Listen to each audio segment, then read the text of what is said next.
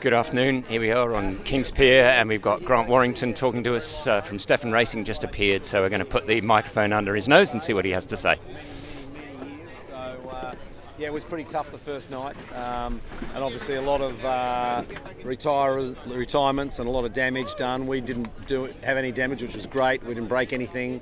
A few people that were a little bit weary and a little bit worn out, but no, it was a great night for us. And our mainsail was 8 years old, actually. We were trying to sort of nurse the boat through and make sure we didn't do any damage. So we were pretty focused on making sure we could make it to day two, because we figured that was where the game was going to be won and lost. So there was a moment where I saw on the track, or I think it was yesterday, that you appeared, Stefan Racing, really close up to the three maxis.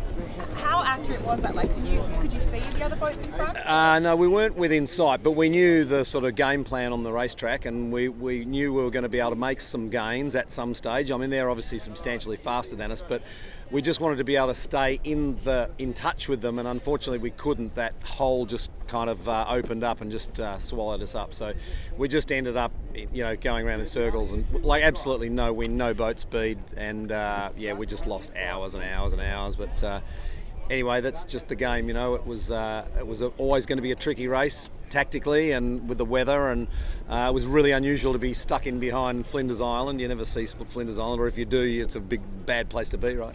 So anyway, it was a great race to get here with the boat, with the new boat and the new crew for the first time. So we're really How many in the crew? 18. And how many first timers have you got? I think there's at least 3, but I can't. We've got father-sons as well. Yeah, we've got 3 father-son combinations, so that's pretty cool.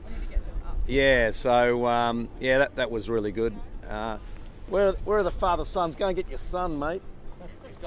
He's got no clothes on. Oh, come on, put some clothes on, young fella. Hide that huge body of yours. Jared? I think Adrian might be the oldest in the fleet. Yeah, Adrian's probably the oldest. Adrian, It might be is this the first time for Adrian as well? No, he's not the oldest in the fleet. No, he's been here. He's done 5 races. You had such a good start. You really showed that speed early, but you must have been very proud of how, notwithstanding the conditions that you fell into later, but you must have been very proud of how the crew did work, including the 3 father and son combine. Yeah, absolutely. Look, everyone worked really well together. Yeah, we had a great start. We were down the right end of the line, and we were set up pretty nicely. And I guess a lot of us have done a lot of this race many times over, so we just hadn't had a lot of time on the water like everyone this year. We only got to Sydney the week before the race, and we had a jobs list as long as your arm. So by the time we ticked all the jobs off and got the boat compliant for all the safety gear and everything else, it was a big effort. So no time to practice. In fact, the race day was the first time we had all 18 crew on the boat at once. What do you feel, based on that and what you've experienced, what do you feel is the potential of the crew and also the boat? Oh, look, I think the boat's going to be very good for many, many years. It's very fast in certain conditions, and it's a very beamy boat. It's kind of more like a boat like Comanche in terms of its length to beam and displacement length ratio. So it's a very powerful boat. It needs a lot of wind, and that's why it's good for this race. It struggles a bit in the light air, and that was what showed through this morning and yesterday when we just didn't have enough breeze to get it unstuck.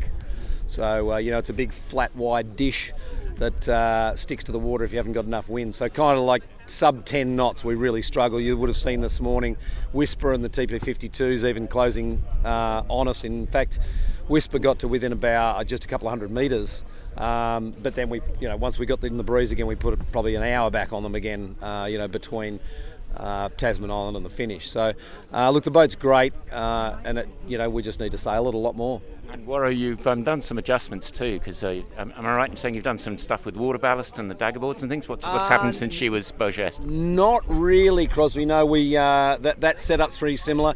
It's more the configuration. So I know when Beaugest was being raced previously, they used the water ballast in some races and not in others, and they used smaller sails to try and reconfigure for a different rating. They used a smaller square top Doyle mainsail. We went back to the original North mainsail, fortunately, because there was a lot of light air. We needed all the horsepower we could get. So we really just moded it the way we wanted to mode it, not so much. We haven't actually done any changes as such. So yeah. Grant, can an 80-footer, I guess it requires the conditions and a bit of fortune, but can an 80-footer take on a 100-footer in a race like this? Oh, look, very difficult for line honours. I mean, the boat could certainly win overall, and you know, at the end of the day, it's a handicap race, you know. So the boat certainly could win overall without any problems. But you know, in certain conditions, it'll be competitive. We can stay close to the 100-footers, but you know, there's no substitute for waterline length. At the end of the day, if you're 80 feet, you get 20 feet short. So you know, it'll have its day, but. You know, a lot of times when it's really, you see out of the start, you know, pretty quickly, even though we're really pressed up, we can sort of match it for a few seconds here and there, and then when they make their way clear, you know, they do disappear pretty quick. So that will be your focus for next year, for example, if you do race it next year, it'll be there. Yeah, exactly, the overall trophy, absolutely, yeah. There were a lot of retirements this year, Grant. Did you guys run into any issues at all, or can you talk us through? Yeah, well, look, we were just focused on getting to day 2, really. So we didn't break anything. You know, the boat was excellent. As I said before, we're a little worried about a couple of our sails were a few years old. So, you know, I think that's where boats are generally pretty vulnerable when you break something or you tear a sail or whatever. That's the thing that's pretty hard. So we tried to avoid that. We didn't reef unless we had to, and when we did reef, we might have gone one extra reef more than we otherwise might. So, you know, we're a little bit slow at stages on the first night. We did lose a little bit of ground because of that kind of mindset, but it was critical that we got here. So, yeah, that was really... And what's next, Warren?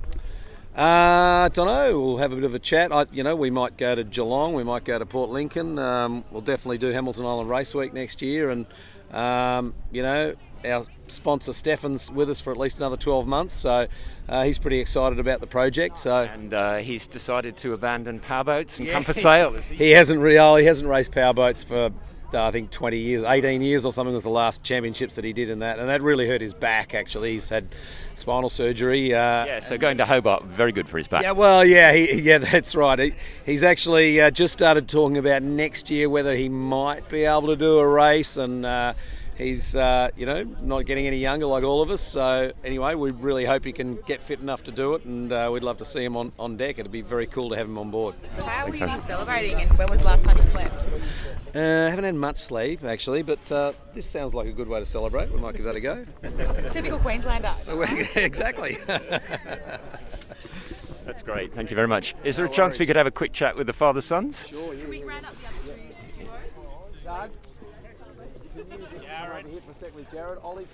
Can you help? We're just going to see if we can get the three father-sons over for a quick chat. So the owners and their sons, they look very reluctant to come. Oh, right, they're all doing COVID tests. We might do that. Don't worry about it. Can we have a chat? What's that been like with COVID, trying to navigate and make sure you dodge any mishaps? Look, every year we say the hardest part of the race is getting to the start line, and this year was certainly no exception. We never really knew that it was going to be on until even the morning of the race. We had, I think, about 6 or 8 of the crew tested at the yacht club 2 days before. Their tests hadn't come through, and we had to provide tests, negative tests, before we could start. And even on the morning of the race, we figured there was a place at the airport, the international terminal was doing tests that you could get results in 90 minutes. So we sent a whole bunch, just all distractions, you know. So sent all the guys there to get tested again, and those tests were coming through, you know, an hour before the start. It's just craziness. Very stressful. Yeah, it was very, very stressful. Yeah. And just for a bit of background, how many Sydney to Hobarts have you done in a row? In a row? Yeah. I don't know. That's a hard one. The last 10 years. No, this was my 28th race, I think, but I don't know how many in a row. But 28th race in total. When was your first one? 1982. 82, and it's 22. Okay. Yeah, I'm really old. Yeah. I was going to say, pioneer of the Derwent. Okay, thanks so much, Warro. No worries. Is there any chance? Yeah, if we can, that would be great. Yeah.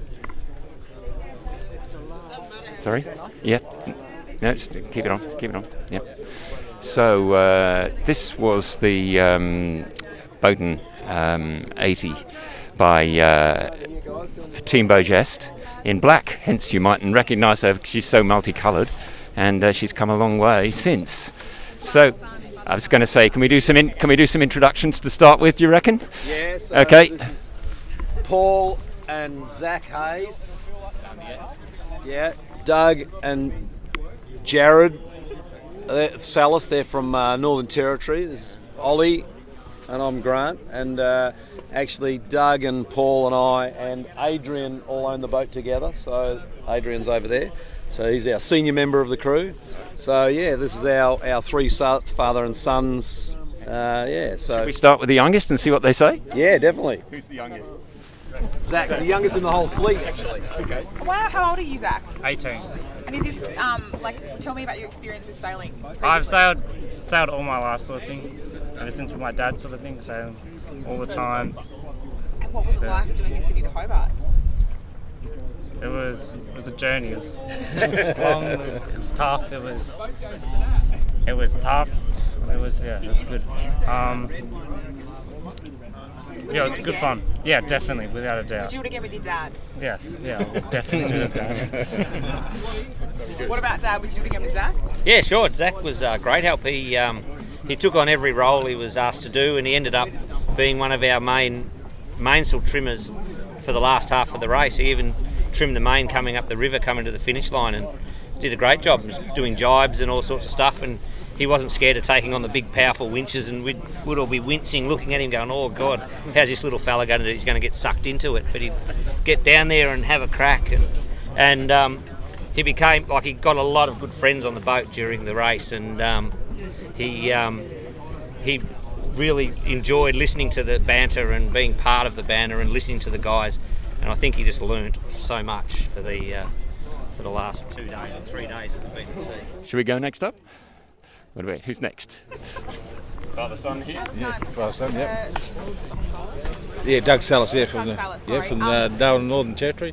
So tell me, what was it like? Is this the first time you've sailed with your son, or have you done it plenty of times? No, we've done a lot of sailing up, mainly up from Darwin north to Ambon, Timor, and through Singapore, Malaysia, and Phuket. So we've done quite a lot of sailing up there. But our first time down here, we normally pack with a pair of board shorts and a pair of thongs. But quite a different bit of kit required for this one. But great to be here. And what would you say, Jared's strengths are, and for you as well, Jared, with your dad? I think it was just being part of the team. The camaraderie. Jared was sort of mid-bow and running, dragging sails up and down. And by the end of the trip, it's pretty hard work. But neither of the sons actually took the foot off the pedal, and they all bent their back and worked hard. And we got here, so it's fantastic. So Midbow's pretty wet, isn't it, Jared? Very wet. First time sailing in cold water, so it was cold. Any other questions? Just explain what Midbow does. So Midbow helps putting up and down the sails, helping the guys on the front, and sort of relaying messages and sort of helping move sails, put sails up and down, and sort of more of the heavy lifting. Doug and Jared did a lot of the food for the guys as well, so great job. That's a very important job. Very, very important job. Yeah, I think one of the star readers on the trip was the smallest and youngest. Don't know where he puts it all, but he certainly put plenty of it away. And finally, Ollie. Yep.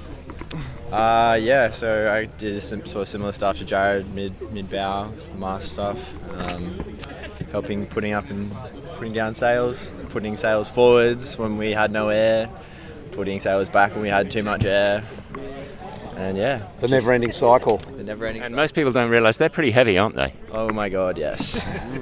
Yeah, up to 300 kilos the sails. Incredibly heavy. Also, Ollie and Paul and Doug sailed the boat back from San Diego when we bought it last year.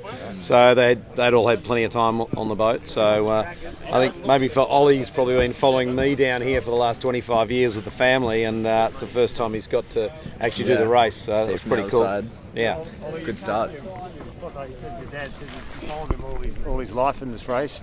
You've read about him in the papers and on the TV. You've seen him quote. Is he a different sort of beast on a boat than what we know? Nah. You don't have to answer. Absolutely not. He's exactly the Right answer. Cool. Yeah. No, he's great.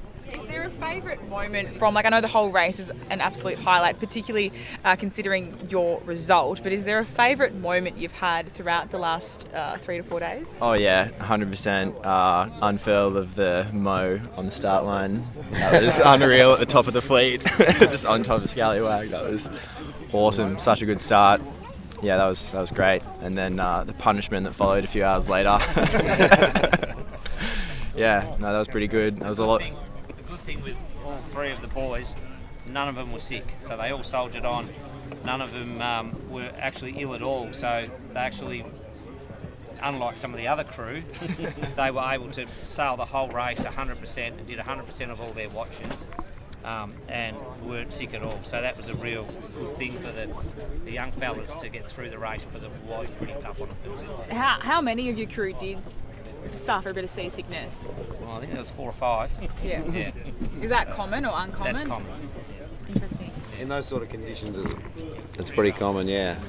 I used to always say to my guys, if you get sick, take up golf or do something else. But it was pretty tough. The first night was definitely very testing. So, and you know, different people act in different ways. Sometimes when guys get sick, they're just kind of sick once and then they can get on with the job. Other guys kind of end up in the fetal position at the back of the boat, just curled up, and then you have to make sure they're tied on because they haven't got any strength left, and you know, you really got to keep an eye on them. So it's pretty tough all round. Not that I've ever been sick, but apparently it's bad. And Warro, doesn't look like much fun. And Warro, you've spent a lot of time on the scene with Mark Bradford and all those crew. What do you make of that win? Oh, look, I'm just so happy for Pete Harburg and Squark and all those guys, and GT, of course, who used to sail with me a lot. I'm just so happy for Pete. You know, he really deserved the win, and I'm really looking forward to shaking his hand and and congratulating him and buying him a beer.